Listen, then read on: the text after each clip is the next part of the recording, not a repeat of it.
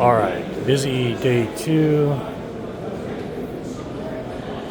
We're gonna go see Clarisys here. Trying to show you some of the best of every type of speaker. And as I've talked about, line sources are some of my favorite open baffle line sources. And this is one that's very similar, albeit different from VAC. They do, from mid-range up, kind of a bipole, they call it, not dipole. Mainly in phase versus out of phase is the difference between dipole and bipole. And you see it commonly as part of a difference in sometimes in surround speakers, but for a planar line source, there's some advantages that they feel works good for them. And what I would do is stay with any of these panels that stay up where the panel height is above your ears. If you're going to get these smaller ones, you're going to need a stand to get them higher. As soon as your head is above this, trust me on that. I've learned the hard way with Martin Logan's in the past. You do not want your head above the height of the panel. So you can use these on a stand, but my suggestion would be to stay with these models. And relatively speaking, like I've talked about with Potpourri, VAC, they don't have to build a major cabinet. So the performance to price ratio can be very high when you're not having to dedicate a lot of cost, infrastructure, painting, and all kinds of things to the cabinet, much less having to address cabinet resonances and other things. Now this is their $1 one here, which is a very polarizing design and price point. You're going to have haters and lovers when you get to this price point and size, but I would stick with their other models because, first of all, it's the budget, and this is going to require a major room. And it also requires an outboard crossover to time align these different pieces. And they're actually using AccuPhase, not their own crossover, which is an interesting choice, especially because aesthetically it's not the same, but it's a digital crossover, I believe, with some time alignment aspects that they like, so they're using that with this model only. All the other models of Clarisys use their own passive crossover.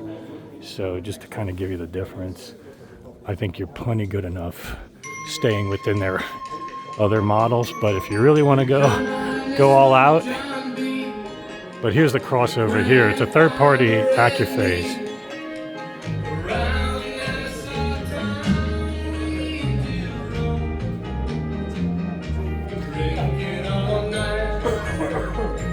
And of course, you're going to need a lot of amplification and a lot of cables. And you can't get much better than VAC if you like tubes. That's a Kronos turntable, Lampizator, Tycho, or Faun, yeah.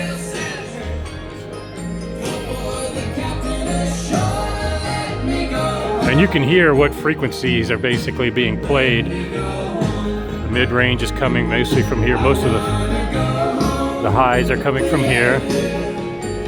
But that's the difficulty and why you need a time alignment for crossover, because you will not be able to integrate without aligning these time alignment. So it should sound more coherent here than up there.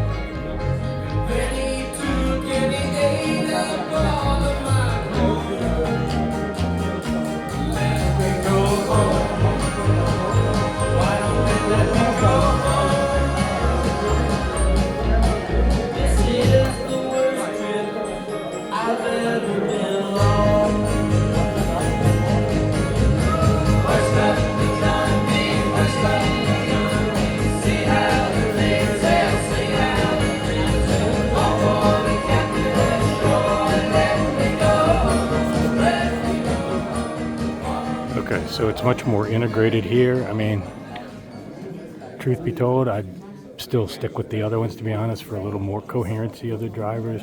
Or if you had something like the VAC, which would time align for your ears right here at your listening position, then they would integrate perfectly regardless of the distance. But this is a very impressive scale and dynamics possible. Just to show what is possible. Maybe not practical for most people, but I think if you're interested in the planar dipole, well, bipole for mid-range, you should check out the Clarisys, and these other models here are what I would focus on. Probably starting at this model and going up are what the ones I've been most impressed with.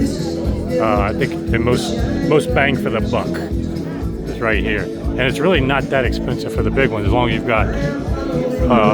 got enough room for a panel like that. But yeah, they've got a lot of models to meet almost any room size. So check them out if you're interested.